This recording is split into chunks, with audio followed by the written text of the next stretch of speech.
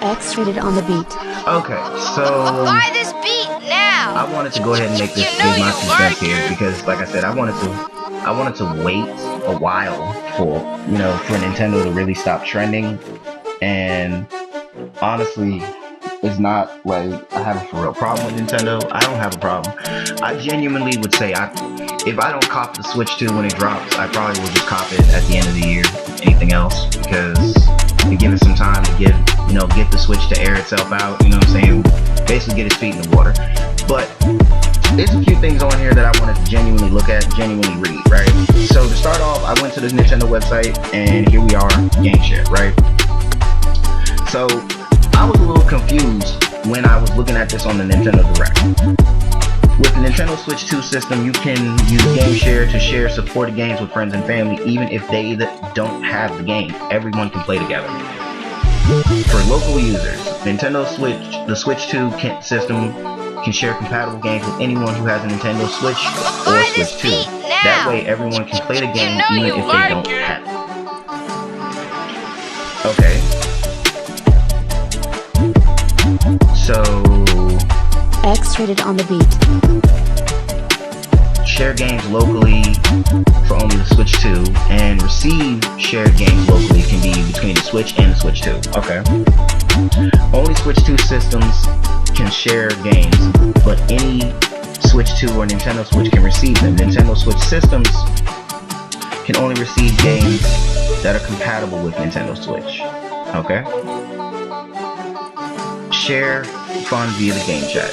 You can share compatible games and play together online via game chat on Nintendo Switch 2 systems, as they show a diorama featuring Super Mario 3D World and Bowser's Fury. And with compatible shares, says here you can share up to about 3 people. Okay. And then they say, okay, so only the Switch 2 can share and receive the games. Okay. And then they go back to saying game chat is only available on Switch 2. Additional systems and accessories may be required for multiplayer mode. Internet online membership, Nintendo Online, including game chat, are not available in all countries. Game chat is included in any Nintendo membership online. Game chat access, open access period. Until March 31st of 2026, a Nintendo Switch Online membership is not needed to enjoy game chat. Afterwards, Nintendo Online membership will be required. So, about 9 months. So they're going to give us about 9 months to openly be able to freely use game chat. And then after that 9 months is when they're going to start charging. Okay. Feature games compatible with Game Share include Mario Party Jamboree, Jamboree TV, Big Brain Academy, Mario 3D World plus Bowser, Captain Toad, Mario Odyssey. Okay. Now see, the next thing I wanted to really get into is the games that are going to be on the Switch. Now, I saw that Nintendo has partnered up with a lot of new publishers, which is a little weird, but it's not too weird. I'll say that. It's not too weird, because it's not surprising, really trying to reach out and like, hey, this is a new console, but we coming out swinging type vibe. So we got, let's see, Mario Kart World obviously is going to be a launch title. Donkey Kong Bonanza's July 17th. Kirby Air Riders and for Metroid 4 Switch 2 edition is going to be, I don't care about that. I don't care about y'all wanting my feedback. That's not what I care about. Those are going to be available for 2025. Hyrule Warriors Age of Imprisonment available in winter. Dragon Drive 2025. Switch 2 World Tour. The Dust Bloods coming. Oh yeah, forgot that was coming to Nintendo Switch. Now, the fact that FromSoftware is exclusively releasing the Dust Bloods next year for Nintendo Switch 2, I don't know how I feel about that. I really don't. I mean, that could be a situation of where, oh, okay, we're gonna put it out on the Switch too, and we're gonna see how it goes before we release it on, you know, Xbox and PS5. I get that,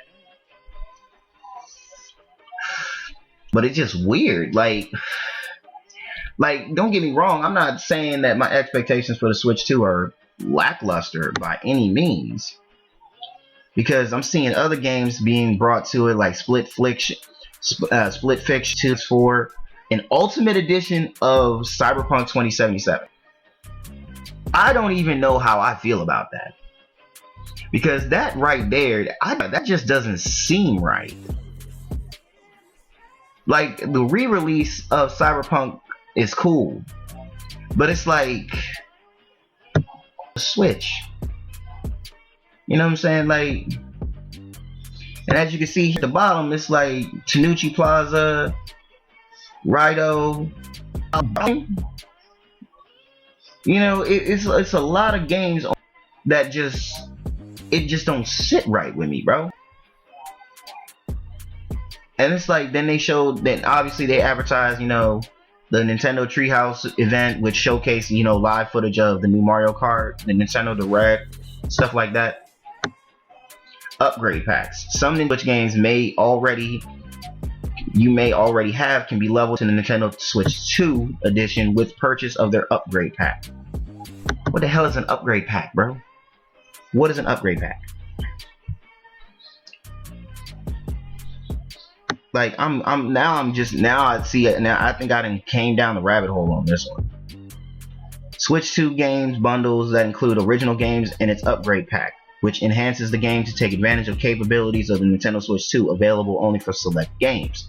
For example, let's look at Mario Party Jamboree for Switch 2.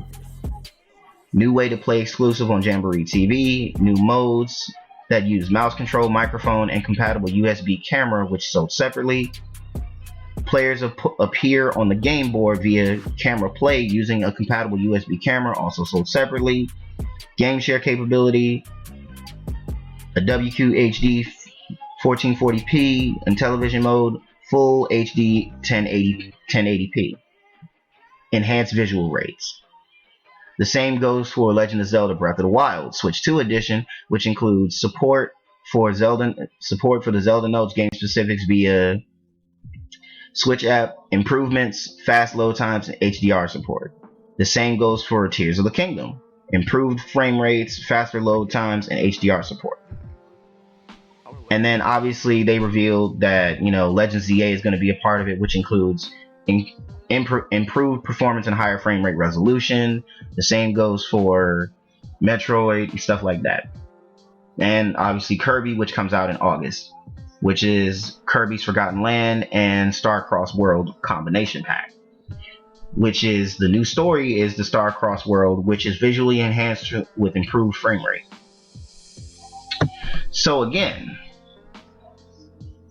these games are going to be $90 because of Nintendo wanting to give us, quote, more bang for our buck, right? I don't see how that's effective, and I don't see where this makes any sense, because if you're going to charge us $80 for the physical game and $90 for the digital, that's wild to me, because even if it does have something to do with the United States tariffs or whatever have you, that still doesn't fully explain why Nintendo is increasing their value. I mean, increasing their price just off them saying basically they're trying to cash out on having two games at the same time. And if you already have them games, they're going to make us pay to upgrade them. Bro, this is weird. Like, this is mad weird. Y'all don't find this shit weird?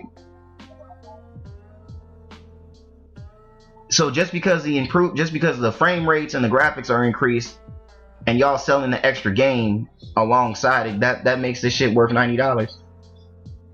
Bruh, even Sword and Shield, when Sword and Shield got released with the double pack that included both DLCs, nah, bro. Let me know what y'all think, because this shit is wild to me.